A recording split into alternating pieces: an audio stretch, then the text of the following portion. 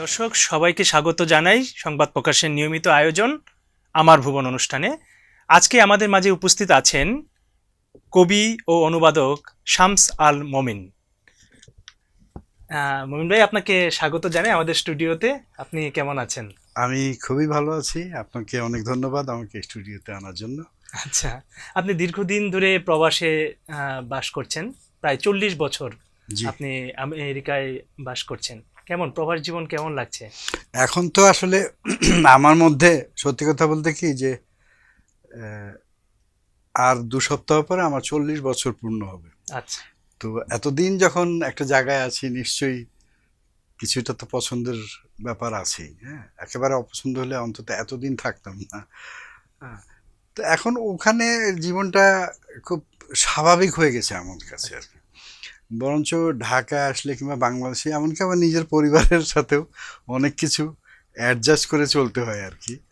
যে এখন তো আর কিছু বলতে পারি না, তো ভালোই লাগে ওখানে। একটা আমরা শিল্প সাহিত্যের একটা জগৎ তৈরি করছি, সেটা অনেকখানি সাহায্য করে আমাদের ওখানে থাকার জন্য। মানে একটা মনের খোরাকের ব্যাপার আছে, সেই অবশ্যই। খোরাকটা আমরা ওখানে পূরণ করতে পারছি এখন। একেবারে যে 100% সব কিছু আমার মতো করে হচ্ছে তা না, কিন্তু হচ্ছে। আচ্ছা, মন ভাই, আপনি 1982 সাল থেকে আমেরিকায় আছেন এবং তারপরে আপনি সেখানে ইংরেজি ভাষা ও সাহিত্যের উপর শিক্ষা নিয়েছেন এবং হুম, শিক্ষা শাস্ত্রের উপর উচ্চতর ডিগ্রি নিয়েছেন। এখন এই মুহূর্তে আপনি শিক্ষকতা পেশায় আছেন। জি। সেই পেশা জীবন নিয়ে যদি একটু বলেন আমাদেরকে। আমি সত্য কথা বলতে কি যে একেবারে যে ডিটারমিন ছিলাম তা না যে আমি শিক্ষক হব। তবে আমি ইংরেজি সাহিত্য পড়বো এইটা আমার একটা মানে জেদের মতো ছিল আর কি। আচ্ছা, সেই সূত্রেই আমি ইংরেজি সাহিত্যে পড়াশোনা করি। ইংরেজি সাহিত্য পড়ে ওখানে কি চাকরি পাওয়া যায়, বাংলাদেশে কি চাকরি পাওয়া যায়, এগুলো আমি কোনো কিছু চিন্তা করিনি। পড়াশোনা শেষ করার পরে তখন যা হয় স্বাভাবিকভাবে আমরা অড জব করতাম আর কি। রেস্টুরেন্টে কাজ করছি আমি, ট্যাক্সিও চালাইছি কিছুদিন। তো হঠাৎ একদিন আমার এক বন্ধু এসে বলল যে এই চলো, ওই টিচার নিতেছে নিউ ইয়র্ক সিটিতে, চলো দেখি করা যায় কিনা, কিছু করা যায়। ওখানে আবার নিয়ম কানুন অন্যরকম, পরীক্ষা দিতে হয় টিচার হওয়ার জন্য। তো পরীক্ষাগুলো দিলাম আস্তে আস্তে। আমরা অনেকগুলো পরীক্ষা দিতে হয়, 4টা পরীক্ষা, এবং ভীষণ লম্বা পরীক্ষা, একটা পরীক্ষা 4 ঘন্টা করে। তো যাই হোক টিকলাম, টিকে এই শুরু করলাম শিক্ষকতা। তো ওইটাই যে চালিয়ে যাব এরকম কোনো সিদ্ধান্তও ছিল না। তো করার পরে 2 বছর আসলে হচ্ছে কি, অনেক দিন অড জব করতে করতে মানে আমরা টায়ার্ড হয়ে গেছিলাম বেশি। অসময়ে একটা চাকরি, 5টার সময় যাই, রাত 2টোর সময় বাসায় আসি। এটা জীবনটা স্বাভাবিক না এগুলা। হ্যাঁ, তো তখন যখন একটা অফিসে যাওয়ার চাকরি পেলাম মানে শিক্ষকতা, তো প্রথম প্রথম ওখানে শিক্ষকতা করাটা একটু কঠিন। মানে যেহেতু আপনারা সবাই যেমন ধরে নিবেন, আমরাও অ্যাডাল্ট লোকদের সঙ্গে কথা বলি সবসময়। অ্যাডাল্ট লোকদের সঙ্গে কথা বলা অনেক সোজা, কারণ ওখানে মারপ্যাচ নাই। আপনি যা বলছেন আপনি ঠিকমতো বুঝাতে না পারলেও ওরা বুঝে নেয়, চেষ্টা করে, এবং আপনার কোনো রকম প্রেজেন্টেশনে ভুল হলেও সেটা কিছু বলে না। কিন্তু ছোট বাচ্চারা সমস্যা কি যে ওরা ওদের মতো করেই আপনাকে কথা বলতে হবে, তা না হলে ওরা কিন্তু আপনাকে বলে দিবে মুখের উপরে। এখানকার মতো এত শান্ত না ছেলেগুলো, ওইভাবে ওরা ট্রেন, ওদের কালচারটাই ওইরকম। তো ওইখানে একটা ইংরেজি জানার মধ্যে একটা লেভেল থাকতে হবে, সেই পর্যন্ত না গেলে শুধু রিটেন ইংলিশ জানলে হবে না। স্পোকেন যেটা বাজারে চলে, যেমন আমরা পুরন ঢাকায় যা কি বলে রিক্সা যাইবা, আমরা কিন্তু বিশ্ববিদ্যালয়ে কেউ এটা শেখে না যে এইভাবে কথা বলবে। কিন্তু আমরা যখন, এটা হচ্ছে কি স্পোকেন ওয়ার্ডের মধ্যে পড়ে এই জিনিসগুলো, যে মানুষ কথা বলার সময় চলতি যে ভাষাটা চলে ওইভাবেই বলে সাধারণত। তো ওইরকম বাচ্চাদের সাথে কথা বলতে বলতে, যাই হোক, আমি ওখানে পড়াশোনাটা যেহেতু করছি ওইটা কিছু কিছু জিনিস আমি শিখছিলাম। তো এক সময়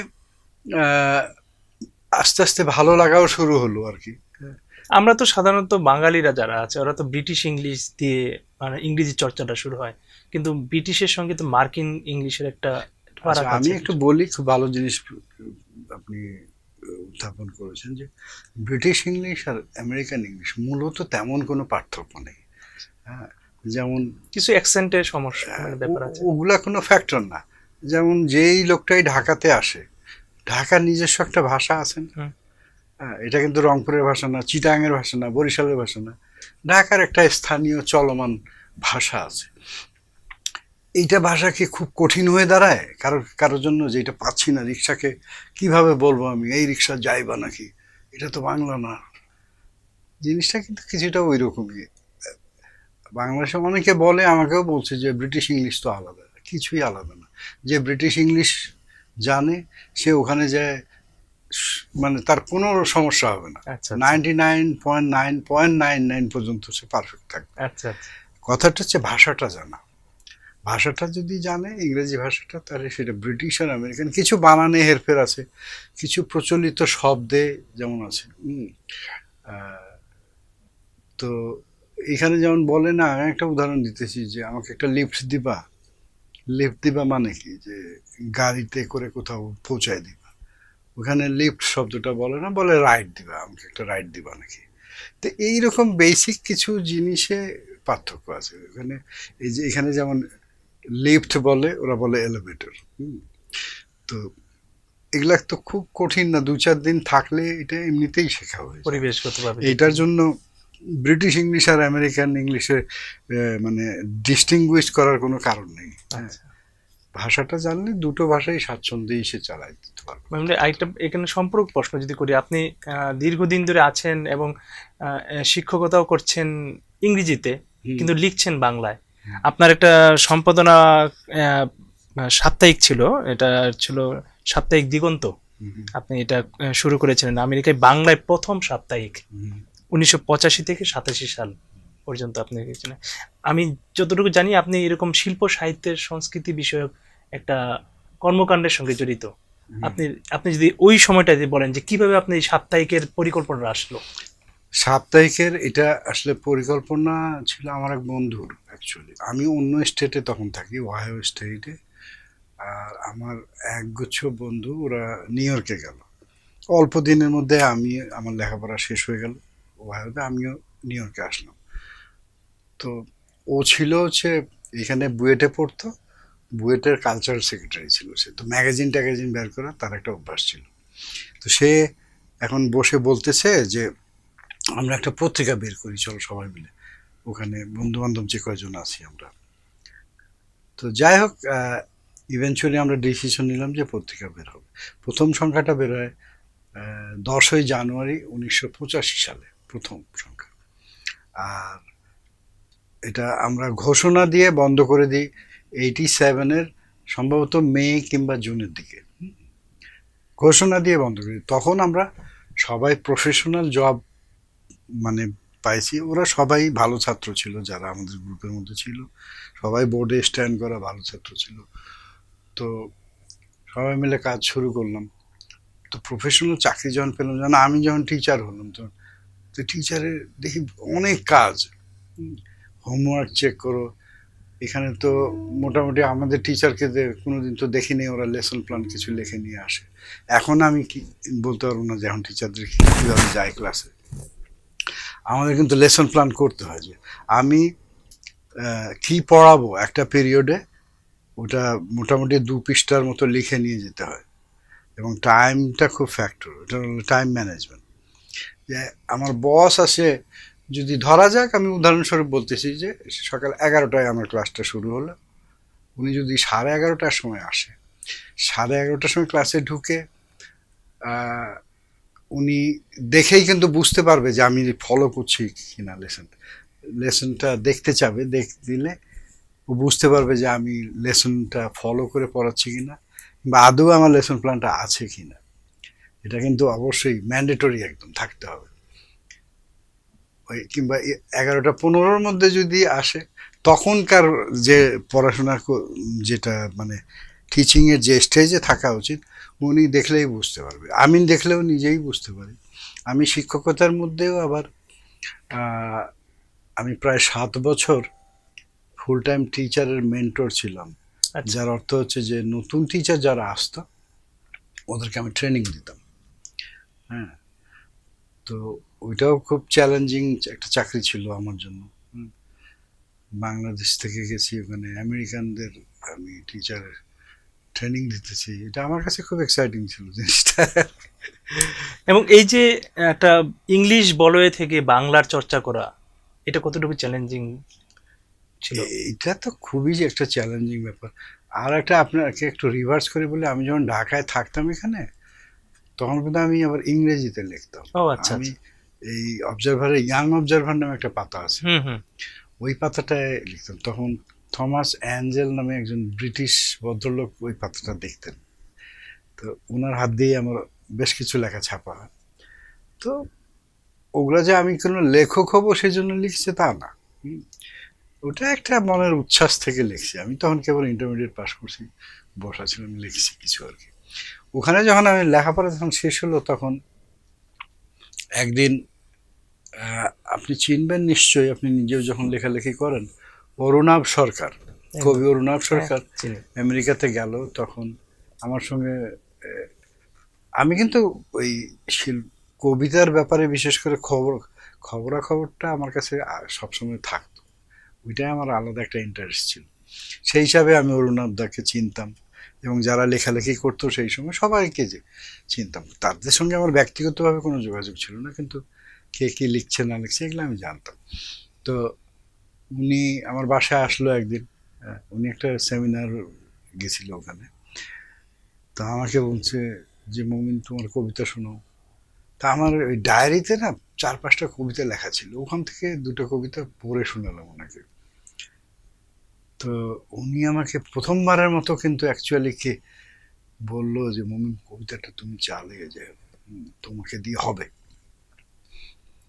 তো ওইটা মাথার মধ্যে রয়ে গেছে। কিন্তু তারও প্রায় আমার মনে হয় যে 6 মাস 7 মাস পরে পত্রিকাটা বের করলাম যখন, দিগন্ত, তখন অন্যর কাছে কবিতা চাই, কবিতা ছাপানোর জন্য।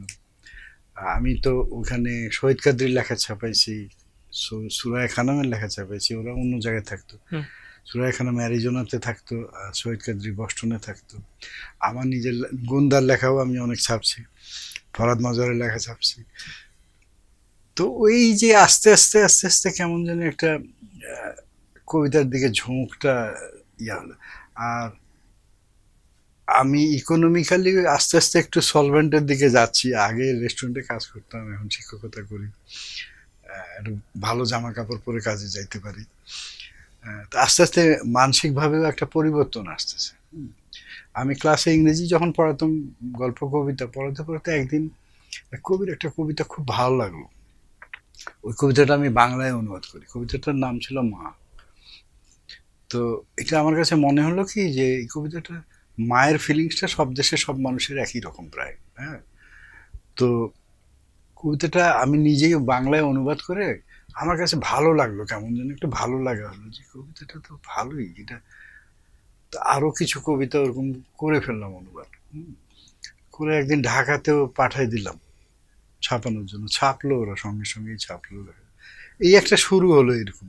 আমি যে খুব একেবারে সিদ্ধান্ত নিয়ে লেখক কবি হব ওই জন্য লিখতেছি সেরকম না, এই যে শুরু হয়ে গেল না এরকম, এটা আস্তে আস্তে একটু বাড়লো। এবং 1990 সালে এসে আপনি আকারিকার বলে একটা সাহিত্য পত্রিকার এটা সম্পাদনা। 97-এ বের হয় অ্যাকচুয়ালি। হ্যাঁ, আচ্ছা। 97-এ। তার আগে আমি ওই 95-এ আবার একটা বই বের হয়ে গেলাম, প্রথম বইটা 95-এ বের হয়, আচ্ছা কবিতার বইটা। 97-এ ওই পত্রিকাটা বের হলো আকারিকার। আচ্ছা। আচ্ছা, ওটাও তো ওখান থেকে আপনি হ্যাঁ হ্যাঁ, ওখান করলেন থেকেই আর কি। আচ্ছা মইন ভাই, আমরা এই মুহূর্তে আপনার একটা কবিতা শুনতে চাই। আপনার একটা ভালো লাগে যে কোনো একটা কবিতা আমাদেরকে শোনা, আমাদের দর্শকদের। অবশ্যই অবশ্যই। এই কবিতাটা সম্প্রতি লেখা আর কি,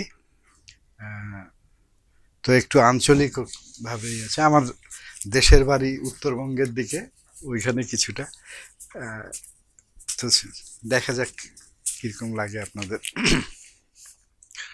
আচ্ছা, কবিতা পড়ছি, শিরোনাম আমি কি সুখে আছি। জন্মাইছি গ্রামে, সন্ধ্যা হইলেই চারিদিক আন্ধার দেখিতাম। যাহারা গ্রামগঞ্জ আর নদীকুল জাগাইয়া রাখিত, মানে পাখি সব, এত সব কিচির মিচির সূর্যাস্তের সাথে কোথায় হারায় কোনোদিন ভাবনায় আসে নাই। পাশের বাড়ি থেকে রেডিওর গান ভেসে আসে, কি মধুর তার সুর। মনে মনে ভাবিতাম, আহা, তাহারা কি সুখে আছে। আমাদের রেডিও ছিল না, টেলিভিশন ছিল না, আমাদের ঘোড়া ছিল না, গাড়িও ছিল না। মাঝে মাঝে কাছের শহর রংপুরে যাইতাম। মুই গ্রামের মানুষ, তাই ভয়ত থাকো কি হইতে ফের কি হয়ে যায়। দেখি শহরের মানুষ কি সুন্দর করে কথা কয়, আমার কথাগুলো ওদের মতো সুন্দর হয় না। আমার জামা কাপড়ও কেমন জানি, কি যে সুন্দর সুন্দর মেয়ে মানুষ রিক্সা দিয়া যায়, কি সুন্দর সাজগোজ, কপালের টিপ, ইস, কি যে সুন্দর কইরা হাসে ওরা। আমি হাঁটতে হাঁটতে দেখি বড় বড় দোকান আর কত কত জিনিস। ভাবি আসলে দুনিয়ায় মেলা কিছু করবার আছে, দেখবার মতো জিনিসেরও অভাব নাই। মনে হয় যদি এইরকম বড় শহরে আমার বাড়ি হইতো, 2 তলা বাড়ি। বহুদিন আমি স্বপ্নে দেখিয়াছি 2 তলা বাড়ি। তারপর কি হইতে যে কি হয়ে গেল, রংপুর শহর পার হইয়া বড় শহর ঢাকার উপর দিয়ে আসিয়াছি আরো বড় শহরে। ইহার উঁচা উঁচা দালান দেখিতে মাথার টুপি খসিয়া পড়ে। এ শহর আলোয় আলোয় ঝলমল করে, এ শহর ঘুমায় না কখনো। আহা, কত কি যে দেখিয়াছি। তারপর কি সুখে আমিও একদিন বাঁধিলাম ঘর, দেখি সেও বিদ্যুৎ বাতির মতো সারাক্ষণ হাসিতেছে। আমার ঘরে এখন অনেকগুলো রেডিও, রঙিন টেলিভিশন, নতুন টয়োটা গাড়ি, ইটে গাঁথা 3 তলা বাড়ি। আমি কি সুখে আছি? ওপারে তাকায় দেখি ওই সব দৃশ্য আরো সুন্দর। Thank you. বাহ, চমৎকার, অসাধারণ, Thank খুবই you. একটা মায়াময় একটা পরিবেশ তৈরি হলো। আমি একটু যদি কবিতার বইগুলো নিয়ে আপনার আলোচনা sure. করি, সেটা হচ্ছিল যে প্রথম কবিতার বই চিতায় ঝুলন্ত জ্যোৎস্না, 1995 সালে, এবং তারপর 2001 সালে মনোলগ, আমি সেই আদিম পুরুষ 2012, এবং নির্বাচিত কবিতা 2017। মাঝখানে অনেক গ্যাপ দেখছি আমি, মানে 2001 থেকে 2012-তে এসে আপনি দ্বিতীয় কাব্যগ্রন্থ প্রকাশ করলেন। মধ্যেখানে গ্যাপ হয়ে গেছে। আমার গত বছর 2 আগে যে বইটা, শেষ বইটা বেরোয়, সেটার নাম হচ্ছে অনেক রাত জেগে থাকার পর। তো বেরোছিল। নির্বাচিত তো বললেন আপনি। এই এবছর হচ্ছে এই বইমেলায় কলকাতা থেকে আমার কবিতা সংগ্রহ নামে একটা বই বেরোচ্ছে। কারা প্রকাশ করেছে এটা? ওইটা নাম হচ্ছে খসড়া খাতা। আচ্ছা আচ্ছা। ওরা নতুন প্রকাশও করা যায়, বছর 3-4 হলো শুরু করছে আর কি। তো এই হলো মোটামুটি আমার 6টা মৌলিক বই আছে, আর একটা সাম্প্রতিক আমেরিকান আমেরিকান কবিতা। কবিতা, এটা নিয়ে একটা অনুবাদের কাজ আছে, আমরা অনুবাদের প্রসঙ্গটা আসবো। আপনি 2020 সালে নোবেল জয়ী মার্কিন কবি লুইস গ্লিকের কবিতা বাংলায় প্রথম অনুবাদ করেছেন। তো এই আপনার এই অনুবাদ কাজ নিয়ে একটু যদি বলেন, এবং সাম্প্রতিক আমেরিকান গল্প কবিতা নিয়েও আপনি কাজ করেছেন। জি জি, ঠিক। এইটা আমি মূলত শখে করি, বুঝছেন। আমি যথেষ্ট কবিতা পড়ি, অনেক দেশের কবিতাই পড়ি আমি, হ্যাঁ, শুধু ইংরেজি না, অন্যান্য ভাষার, স্প্যানিশ ভাষা, টার্কিশ ভাষার, ইভেন ইহুদিদের লেখা কবিতা, ওদের কবিতা, প্যালেস্টাইনের কবিতা। তো এই মাঝে মধ্যে যেগুলা ভালো লাগে ওই কবিতাগুলা আমি কিছু অনুবাদ করছি, কিন্তু এটা দিয়ে কোনো বই করব কিংবা এর মধ্যে অন্য কোনো ভাবনা ছিল না। এইরকম করতে করতে হঠাৎ দেখি যে মোটামুটি একটা বই করার মতো অনেক কবিতাই হয়ে গেছে। তা আমি মানুষ হিসাবে একটু এলোমেলো, তো কবিরা তাই হয়। ভাবলাম যে আহ, এই কবিতাগুলো যদি গুছিয়ে একটা বই করি তাহলে থেকে যাবে অ্যাটলিস্ট, তা নাহলে আমার কাছ থেকে কোনো না কোনো দিন কোনোভাবে হারাই যাবে, এইটা আমি নিশ্চিত ছিলাম। তো ওইভাবেই বইটা করা আসলে। আর আমি কিন্তু যে বইগুলোতে যে কবিদের নির্বাচন করছি অনুবাদের জন্য, এরা কেউই যেমন গিন্সবার্গ, তারপরে আপনার আর যারা বিখ্যাত কবিতা আছে ওইরকম, হুইটম্যান, ওদের কবিতা কিন্তু নেইনি। রবার্ট ফ্রস্ট, যারা মাঝারি গোছের কবিতা ওইখানকার, এবং যাদের নাম ধাম কেউ জানে না, বাংলাদেশে কেউই ওই সমস্ত কবির নামও কেউ শোনেনি। শামসুর রহমান গেছিলেন 95-এ নিউ ইয়র্কে, ওনার সাথে কথা হচ্ছিল, তো উনি জিজ্ঞেস করছিলেন যে কাদের কবিতা অনুবাদ করছেন, যখন কবিদের নাম বললো যে এদের নাম কখনো শুনিনি। তো আমি তাকে বলছিলাম যে আসলে আমার টার্গেটটাই ছিল ওইটা, যেমন বাংলাদেশের কবিতা বলতে আমরা বিদেশিদের কাছে কাদের নাম যায়, যেমন শামসুর রহমান, আল মাহমুদ, শহীদ কাদরী, বরজের সৈয়দ হক, তারপর আর কারো নাম কিন্তু বলে না কেউ। তো এদের বাইরেও কিন্তু ভালো কবি আছে, নিঃসন্দেহে। যেমন নির্মলেন্দু গুণ, তারপরে রফিক আজাদ, মহাদেব সাহা, সিকদার আমিনুল হক, এদের নাম কেউ বলে না, কিন্তু এরা তো কবি হিসাবে ভালো। ভালো, অবশ্যই। তা আমার ধারণাটা ওই রকমই ছিল, ওই ভাবনায়।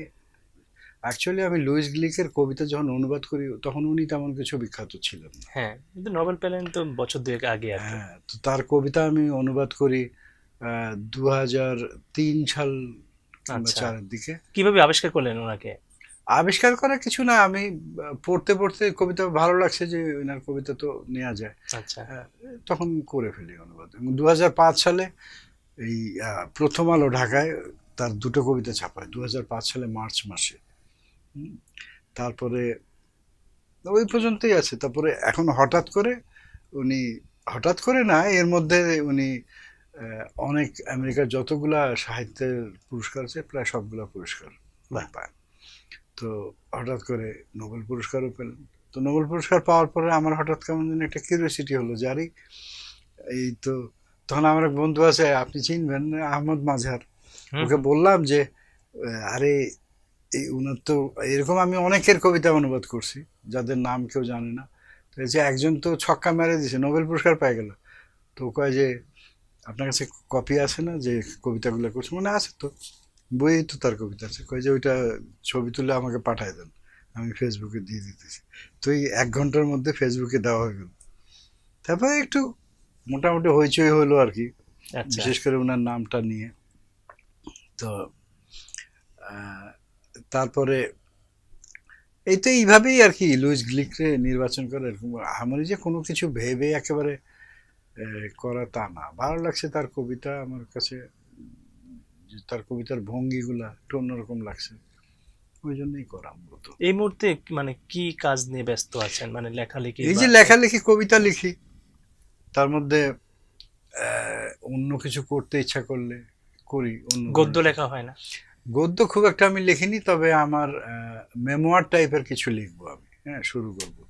আর ইচ্ছা আছে এবার নিউ ইয়র্কে ফেরত গেলে শুরু করব আর কি গদ্য লেখাটা। আমার আসলে লাইফটা কিন্তু অনেক কিছু ঘটনা আছে, খুব মানে পাঠকরা পড়ে অনেক কিছুটা বিস্ময় যেমন থাকবে, তার মধ্যে রোমাঞ্চও থাকবে, উৎসাহ, পড়তে খারাপ লাগবে না ওদের। যেমন আমার শিক্ষকতা জীবনে অনেক কিছু ঘটনা আছে যেগুলা আপনারা যারা দেশে আছেন তাদের জন্য একটা নতুন জিনিস মনে হবে। আচ্ছা, দীর্ঘ এই যে প্রবাস জীবন, ওখান থেকে আপনি বাংলাদেশকে দেখেন, এবং আমরা যতটুকু জানি যে পরিস্থিতির ভিতরে থাকলে অনেক সময় মানে প্রকৃত চিত্রটা পাওয়া যায় না, যেটা বাইরের থেকে দেখলে অনেক স্পষ্ট দেখা যায়। আমি যদি বলি যে বার্ডস আই লুক, মানে উপর থেকে দেখার যে ব্যাপারটা, আপনি অসম্ভব রকমের রাজনৈতিক সচেতন একজন লেখক। আপনার লেখার মধ্যে কোনো না কোনোভাবে রাজনীতি আছে, এবং একদম সাম্প্রতিক সময়ের রাজনীতিও আছে। আপনি বাংলাদেশকে, যে বাংলাদেশের থেকে আজ থেকে 40 বছর আগে গিয়েছিলেন, এবং এই 2022 সালে এসে সেই বাংলাদেশটাকে আপনি কিভাবে দেখছেন? বাংলাদেশ ডেফিনেটলি অনেক উন্নতি করছে। একটা ঘটনা বলি, যে আমি যখন প্রথম যাই তখন আমি 82-তে গেছি, তো বাংলাদেশ মানেই তখন ওখানে ছিল ওদের কাছে ঝড় বৃষ্টি, অভাব, সাইক্লোন, হারিকেন, এইসব দুর্যোগপ্রবণ একটা জায়গা। কিছুদিন আগে ইয়ে হলো, একটা টিভি ওই সার্ভে টাইপের করতেছিল, একজন জিজ্ঞেস করছে যে বাংলাদেশ কথা যখন কেউ বলে তোমাকে কি মনে হয় প্রথম তোমার, ধরো যে ও Bangladesh, they have lot of industries there. আচ্ছা, তাকে এই যে চেঞ্জ হয়ে গেছে। চেঞ্জটা কিরকম হলো দেখেন। তারপর ওখানে কয়েকজনের কথা বলি, আরেকজন বলতেছে যে ও they make lot of clothes, তারা অনেক কাপড় চোপড় বানায়। আরেকজন করতেছে অনেক ইন্ডাস্ট্রি আছে বাংলাদেশ। এই যে দেখেন ওদের মানসিকতাটা কিভাবে চেঞ্জ হয়েছে। আমি নিজেও অবাক হয়ে গেছি যে বিশেষ করে মেসিস একটা দোকানে যখন প্রথম না একদিন হঠাৎ বাজার করতে করতে দেখি একটা কাপড়ের মধ্যে মেড ইন বাংলাদেশ। হ্যাঁ, আমি এখানে অবাক হয়ে গেলাম যে আরে বাংলাদেশের কাপড় এরকম একটা দোকানে বিক্রি হইতেছে, এটা তো বিরাট ব্যাপার। তো এর মধ্যে যে বিরাট একটা প্রোগ্রেস হয়ে গেছে বাংলাদেশের গার্মেন্টস টার্মেন্টস এগুলা, তখন আর অত ডিটেলস আমার খবরগুলো ছিল না। তো যাই হোক আস্তে আস্তে আমি এখন যখন এখানে দেখি ঢাকায় অনেক বিল্ডিং হয়েছে। এটা তো অবকাঠামোগত যে উন্নয়ন সেটা হ্যাঁ, হয়তো বলছেন, কিন্তু মননশীলতার জায়গাটা কি সেই না উৎকর্ষ মননশীলতার কি জায়গায় তো হয়েছে? ডেমোশন হয়েছে, ওই বিল্ডিং টিল্ডিং এর দিকে হচ্ছে প্রমোশন, Promotion। এই সাইডগুলো হচ্ছে ডেমোশন। হ্যাঁ, এখন আগে যেমন একটা লোককে বিশ্বাস করতো, এখন কেউ কাউকে বিশ্বাস করে না। আর ছোটোখাটো অনেক জিনিস হচ্ছে প্রতিটা ক্ষেত্রে দেখবেন যে আর কিছুটা দুর্নীতির ব্যাপার তো আছেই সব জায়গাতেই। হ্যাঁ, সব তো আগেও ছিল দুর্নীতি, এখন একটু বেশি হয়েছে আমার মনে হয়। আমি এসে তো অফিসে তেমন কোনো কাজ থাকে না আমার যেহেতু, কিন্তু লোকমুখে শুনি যে অনেক রকম ঝামেলা হয় অফিসে গেলে। বিশেষ করে সরকারি অফিসগুলোতে এইগুলো হ্যাঁ, বেশি হয়, আমরা যারা ভুক্তভোগী আর কি তাদের জায়গা থেকে বলতে পারি আর কি। কারণ যেহেতু ওই যে বললাম যে অফিসে কোনো কাজে আমাকে যেতে হয় না, হুম। এই জন্য আমি এসে মোটামুটি ঘুরেই বেড়াই। আর এই এবং কবিদের, ঢাকার যানজটটা তো খুব হ্যাঁ ভয়ঙ্কর পীড়া দেয়। এইটা একটা পানিশিং জিনিস। আমি থাকি অনেক দূরে, উত্তরায় থাকি। আমি দিনের একটা মানে এই কর্মক্ষম সময় 4টা ঘন্টা আমি ট্যাক্সিতে বসে থাকি। এই যে আপনাদের এখানে আসলাম 2 ঘন্টা লাগলো। আজকে একটু ভালো ছিল তাও। তো মেলায় যেতে তো 2 ঘন্টা লাগে, আসার সময় 2 ঘন্টা লাগে, 4 ঘন্টা দিনে যে কর্মক্ষম 4টা ঘন্টা আমার জীবন থেকে এমনি এমনি চলে যায় টেনশনে। একদমই। হ্যাঁ, এটা আশা করছি, দেখছি যে মেট্রো রেল হচ্ছে, এলিভেটেড এক্সপ্রেসওয়ে হচ্ছে, আশা করি এগুলা আমাদের জনজীবনে অনেক ভালো কিছু প্রভাব ফেলবে বলেই আমার বিশ্বাস। মানে এখন যেভাবে ট্রাফিক, এটা তো একটা অকল্পনীয় ব্যাপার। তা আমি খুব আশাবাদী মেট্রো রেল নিয়ে। হ্যাঁ, এবং বাংলাদেশের চিত্র নিয়েও আপনি আশাবাদী, মানে হ্যাঁ, ওভারঅল হ্যাঁ, আমি রাজনৈতিক সামাজিক আমি খুব প্রেক্ষাপটে? আশাবাদী এখন এই জন্য যে বিশেষ করে বাংলাদেশের যে একটা ইমেজ তৈরি হয়েছে বিদেশে। আমরা যেমন ধরেন আমি নিউ ইয়র্ক সিটিতে আমি চাকরি করছি, তো ওখানে আমি দ্বিতীয় বাঙালি টিচার ছিলাম। এবং আমি প্রথম বাঙালি যে আমেরিকান কোনো টিচারকে ট্রেনিং দিতেছি। এগুলো অনেক কিছু আমি নতুন প্রথম করছি। যেমন ওই যে বললাম যে পত্রিকাটা প্রথম করছি, তারপরে এই যে সিটিতে কবিতা নির্বাচনের ব্যাপারে একটা কম্পিটিশনের মতো ছিল, ওখানে প্রথম বাংলা কবিতা আমার প্লেস। তারপরে আমার 7টা কবিতা ইংরেজিতে লেখা সরাসরি। এই কবিতাটা ওখানে নিউ ইয়র্ক, ওটাকে বলে new York city university of new ইয়র্কের আন্ডারে জন জে কলেজে এই সেমিস্টারে পড়ানো হচ্ছে। বাহ, এটা মানে একদম সম্প্রতি ঘটনা। একেবারে আমি ঢাকায় এসে খবরটা পেয়েছি আর কি। আচ্ছা আচ্ছা। কবিতাগুলো সাবমিট করা ছিল আগে। তো এই যে একটা মানে ওইখানে 7টা কবিতা, সবগুলা কবিতা কিন্তু বর্ণবাদের উপরে লেখা, এগুলো কোনো অন্য কিছু না। সব এই যে রেশিয়াল টেনশনের ব্যাপারে আপনারা শুনে থাকবেন যে হুম ওই যে হুম, একদম। জর্জ ফ্লয়েডের উপর হুম যেভাবে হুম, মারা হলো, খুবই আলোচিত ঘটনা। ওগুলোর উপরেই সাধারণত লেখা কবিতাগুলো। আচ্ছা আচ্ছা। আপনি আপনার একটা কবিতা দিয়ে আমরা শেষ করব। আপনার আচ্ছা, আচ্ছা। একটা কবিতা আছে কিছুদিন আগে, আহ, হিন্দু ধর্মাবলম্বীদের যে সবচেয়ে বড় যে উৎসব, ধর্মীয় উৎসব দুর্গাপূজা, সেই দুর্গাপূজায় মৌলবাদীদের একটা আগ্রাসী ভূমিকা দেখলাম। হ্যাঁ, এবং সেটা আপনার পীড়নের কারণ একটা আমি বুঝতে পারি, কারণ আপনার বাড়ি রংপুরে, হ্যাঁ, এবং হ্যাঁ, হ্যাঁ। রংপুরের সেই জায়গাতেই মৌলবাদীরা মানে আক্রমণ করে। সেটা নিয়ে আপনার একটা কবিতা আছে, আমরা সেই হ্যাঁ, কবিতাটা একটু শুনে আমরা হ্যাঁ, অনুষ্ঠান শেষ অবশ্যই করতে অবশ্যই চাই। আমি একটা জিনিস বলে রাখি যে বাংলাদেশের যে কোনো কন্টেম্পোরারি ঘটনার উপরে কিন্তু শুধু বাংলাদেশ না, বিশ্বের অনেক চলমান ঘটনার উপর আমার কবিতা লেখা আছে। যেমন ধরুন আয়লান কুর্দি নামে একটা ছোট ছেলে হ্যাঁ সিরিয়ার, একদম তার উপরে একটা কবিতা আছে। সমুদ্র তীরে ভাসছিল। তারপর ইরানি একটা মেয়েকে যে ফাঁসি দিল, হুম হুম জাবেরি, তার উপর একটা কবিতা লেখা আছে আমার। তারপরে এখানে একইভাবে শাহবাগ আন্দোলন যেটা হলো, তার উপরে কবিতা আছে। তারপরে এই যে আপনার শরীয়তপুরে একটা পাগলি হুম হুম মেয়ে, তার একটা বাচ্চা হয় 4 জন ছেলের সহায়তায়, তার উপরে কবিতা কবিতা লিখছি। এখন এই যে পীরগঞ্জে যে ঘটনাটা হলো আপনি যেটা বললেন, তো ওটা অ্যাকচুয়ালি আমি 3টা কবিতা লিখছি তার উপরে। তো আমি চলমান ঘটনাগুলো ধরে রাখার চেষ্টা করি। এবং আমি এই জন্যই বলছিলাম যে আপনি খুবই রাজনৈতিক সচেতন একজন লেখক, এটা খুব দরকার। কারণ মানুষ তো আমার চূড়ান্ত অর্থে এখন রাজনৈতিক জীব, মানে আগে সামাজিক জীব বলতো, এখন আমরা রাজনীতি দ্বারা প্রভাবিত। এটা দেশীয় বা বৈশ্বিক রাজনীতি হোক, কোনো না কোনো ভাবে আমরা রাজনীতির সঙ্গে। শুধু বাংলাদেশের ঘটনা না, বিশ্বের যে কোনো, যেমন ধরেন ওই যে বললাম জর্জ ফ্লয়েডের হুম হুম মেরে ফেলছে, তার উপরেও কিন্তু আমার কবিতা লেখা আছে, একদমই দীর্ঘ তাই। কবিতা। কিছুদিন এবং আগে যে প্রভাব ফেলবেই। প্যান্ডামিকের যে ঘটনাগুলো হলো আর কি, হ্যাঁ, তার উপর একটা দীর্ঘ কবিতা লেখা আছে। বাহ। তো কবিতাটা আমি পড়ি তাহলে। হ্যাঁ, হ্যাঁ শিওর। এই কবিতাটার শিরোনাম হচ্ছে রীতা রানী কয়। রীতা রানী কিন্তু সত্যিকার অর্থে একটা ক্যারেক্টার ছিল এখানে। এই এই আমার সোর্সগুলো হচ্ছে খবরের কাগজ, তখন হুম হুম ওখান থেকে বসে পড়া যায়। খবরের কাগজ পড়তে পড়তে আমি এটা একটা লেখার ইন্সপিরেশন আসে। আমি এটা দিয়েছি রংপুরের পীরগঞ্জে হিন্দু বাড়িতে আগুন, আশ্রয় এখন মন্দিরে। এটা ছিল একটা খবরের হেডলাইন। ওই হেডলাইনটা, খবরটা পড়েই আমি এই কবিতাটা লিখি। তো শোনাই আপনাদের। শিরোনাম রীতা রানী কয়। আসেন বাহে, কায়ো আসেন। খোলা আকাশের নিচ থেকে থেকে থেকে ভেসে আসে বিলাপ ক্রন্দন। কান্দে মাঝিপাড়া, কান্দে রামনাথপুর, কান্দে রাধা গোবিন্দ মন্দির। মোর ছনঘর, বিছানা বালিশ, গোলাঘর, পুরি ছাই। মোর আলমারি, বিয়ার শাড়ি, কিছু নাই। কান্দি কান্দি রীতা রানী কয়, মোর দুর্গা ছিন্ন মস্তা। মোর ছল পল উপাস সারাদিন, ঠাসাঠাসি করি আসি আসি ঈশ্বরের কাছাকাছি। ঝরি হওছে সারাদিন, বেটি মন না খাওয়া। ওর মুখ দেখি মনে হয় দুনিয়ার সবাক ডাকি কম, কায়ো আসেন, আসেন বাহে। ভগবান তুমি কই? Thank you.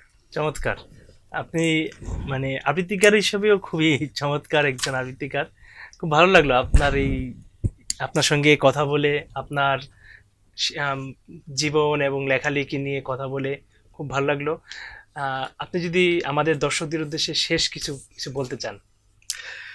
শেষ, আমি তো আসলে বেড়াতে এসেছি বাংলাদেশে। বাংলাদেশ আমার দেশ, এবং যতদিন বেঁচে থাকবো আমি আসবোই এরকম বইমেলায়। বাংলায় কবিতা লিখি, এটা আমার প্রাণের ভাষা, প্রাণের কথা বলতে পারি, আমাদের খুবই ভালো লাগছে। আর আমি আপনাদের এই টেলিভিশনে সংবাদ প্রকাশের ওনারা যে আমাকে এখানে ডেকে এনেছেন, সুযোগ করে দিয়েছেন আপনাদের সঙ্গে যোগাযোগের, এই জন্য আমি ওনাদেরকে অনেক ধন্যবাদ জানাই। আপনারা ভালো থাকবেন, সুস্থ থাকবেন, এবং আরও বেশি বেশি বই পড়বেন, তার চেয়েও বেশি কবিতা পড়বেন, এই আশা করে আপনাদের সবার কাছ থেকে আমি বিদায় নিচ্ছি। শামসাল মুমিন। হ্যাঁ মহিম ভাই, আপনাকে অনেক ধন্যবাদ। আপনার দীর্ঘায়ু এবং সুস্থতা কামনা করি। দর্শক, আমাদের আজকের অনুষ্ঠানের এখানেই শেষ। আপনারা ভালো থাকবেন, সুস্থ থাকবেন, সংবাদ প্রকাশের সঙ্গে থাকবেন।